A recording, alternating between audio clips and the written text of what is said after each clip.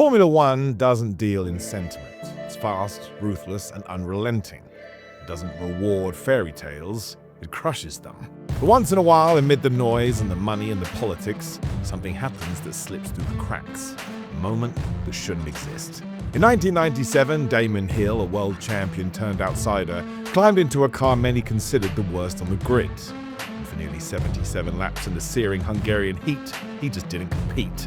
He led. Not because of luck, not because others failed, but because, on that day, in that place, he was brilliant.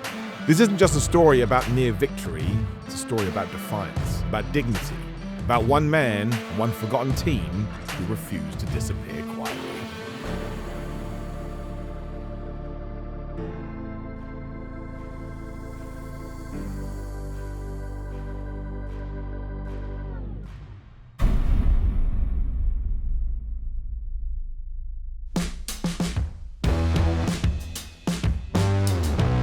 When your father is Graham Hill, a Formula One icon, the only man to win the Triple Crown, expectations are not optional. But Damon Hill didn't inherit the spotlight. He had to build his path in its shadow. He was a late bloomer by motorsport standards. No karting stardom, no junior Formula headlines. You're on the verge of your first race. What are your hopes and ambitions? Where do you want to go in the sport? Well, I'd like to go to the top. He didn't get his F1 debut until he was 31, ancient by modern standards. He joined Brabham in 1992, a team in its death throes. The car was so slow, it often failed to qualify. But even then, there were glimpses. Calm under pressure, tireless work ethic, relentless self-belief. When Williams brought him on as a test driver, few noticed. When they promoted him in 1993, many doubted. But Hill didn't listen to the noise. He listened to the engine, and then he started winning. Damon Hill crosses the line to win the Australian Grand Prix. And sure enough, Damon Hill wins in Brazil, a magnificent drive. At Williams, Hill became more than Graham's son. He became a contender. He won 3 races in his rookie year, and in 1994 he nearly won the World Championship after Senna's death left him carrying the team's weight. Only a controversial crash with Schumacher in the season finale denied him the title. The critics called him too cautious, too old. But in 1996, he silenced them all. This is something that many people didn't think could possibly happen today. They thought Damon would drive a cautious race, but he fought. He fought from second on the grid. He passed Jacques Villeneuve. He took the lead. He stayed there. And Damon Hill exits the chicane and wins the Japanese Grand Prix. And I've got to stop because I've got a lump in my throat. For Damon Hill, 1996 was the year everything came together. After seasons of heartbreak, doubt, and brutal comparisons to his legendary father, he had finally secured the World Championship. He had carried the mighty Williams team through a season of relentless pressure. But Formula One rarely stops to celebrate. Before the final races had even begun, Frank Williams made a decision: Hill would not be retained. Damon Hill's future in Grand Prix motor racing has been thrown into doubt after his Renault-Williams team announced he would not be driving for them next season. It's a pity, really, because he fitted very well in with the Williams team. It seems that Frank doesn't like to have world champions in the team, so he gets rid of them as soon as they become world champions. So, and yet he makes the world champions. So it's a little bit of a confusion. I'd like to see him stay where he is, but if not, we need to find a good home for him. His replacement, Heinz Harald Frentzen, younger, cheaper, German. Hill, the reigning champion, was without a drive. I wanted to win the race for Williams, and so I'd like to dedicate this my final victory and my final drive with the Williams team, the Rothmans Williams Renault team, to everyone at Williams and also to Renault. But if you don't mind, I'll take the championship myself.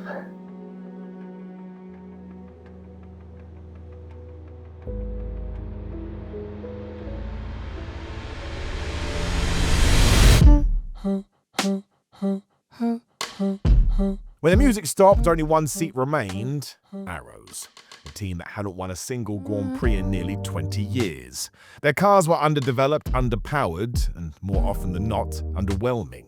For most, this would have been a retirement tour, but Damon Hill wasn't done yet. The Arrows A18 was not built for glory. It had a Yamaha engine that was sluggish and unreliable. The aerodynamics were twitchy, the gearbox temperamental, and the electronics, let's call them optimistic. This was a car built to finish races, not to win them, but behind the scenes there were small sparks of innovation. John Barnard, the designer behind multiple world championships, joined the team. He made subtle changes, improved the ride height, adjusted the floor, worked on reliability.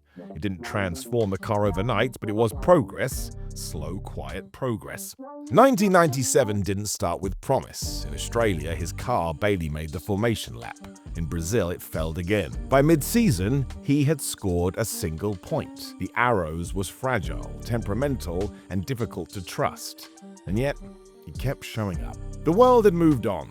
Williams had new stars, the press had new favourites, but Damon Hill, he was working.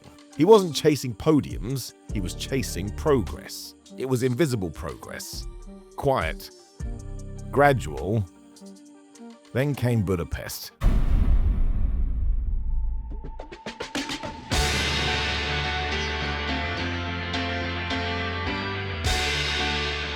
Hungary in August is brutal. The Hungaroring is tight, twisty, and notoriously difficult to overtake on. It rewards precision and rhythm, not brute force, and that, oddly enough, suited the Arrows. When the time came in, the paddock did a double take. Damon Hill, in an Arrows, had qualified third. Not because others faltered, but because he nailed it. He had extracted everything the car had to give. I always thought it was going to be possible to get up into the top six, but I'm very, very pleased. I mean, it was really good fun and having a bash, and I'm very, very pleased for the team and for Bridgestone and for myself. You out-qualified Frenchman today, did you notice that? Well, I out-qualified a lot of people today, which is always the best way to do it.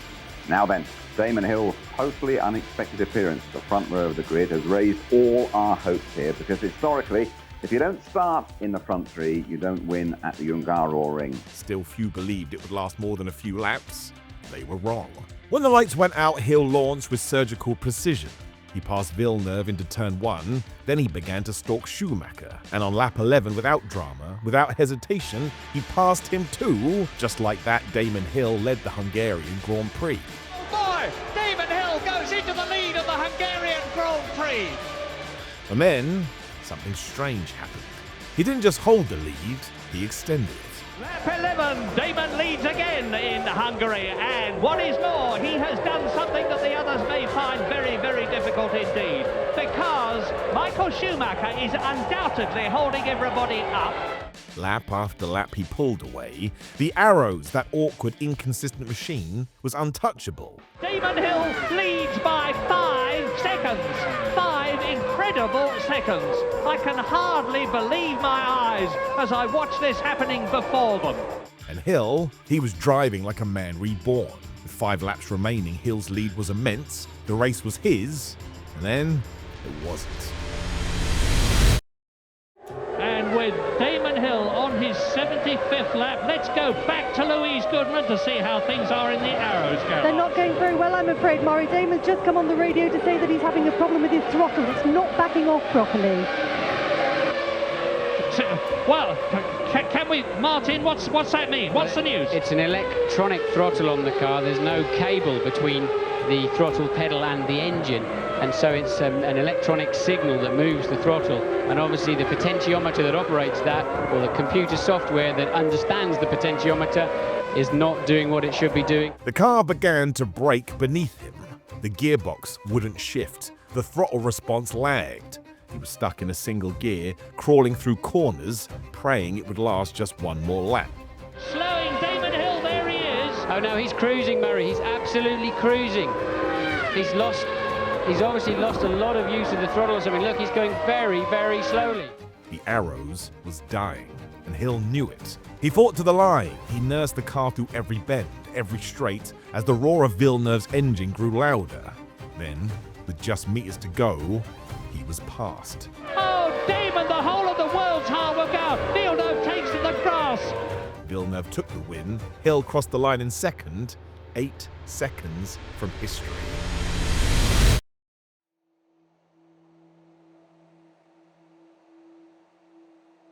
There were no fists in the air, no champagne-soaked celebrations, but in that moment, everyone knew they'd witnessed something rare.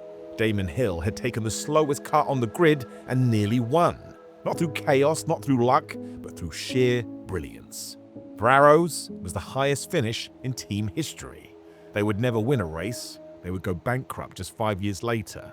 But that day, they were giants. Well, Damon, it's taken 11 races for you almost to win today. It must have been absolutely gutting that last couple of laps. Well, I was getting to the point when I thought where I could count on, winning the race. But whenever you think things like that, something crops up. The race went really well. I'm very, very pleased for the team and for Bridgestone. They did a good job here at Hungary. And obviously slightly disappointed that we didn't manage to win it. Hill would retire just a year later. And yet, that day in Hungary became part of his legacy, the race people still talk about. Not because he won, but because he should have. Because for 1 hour and 41 minutes, he showed what it meant to drive, not for victory, but for pride. Damon Hill didn't win the 1997 Hungarian Grand Prix, but in many ways, it was the finest drive of his career. Because it wasn't about the car. It was about what a driver can do when the world stops believing in him, and what's left when he keeps believing in himself.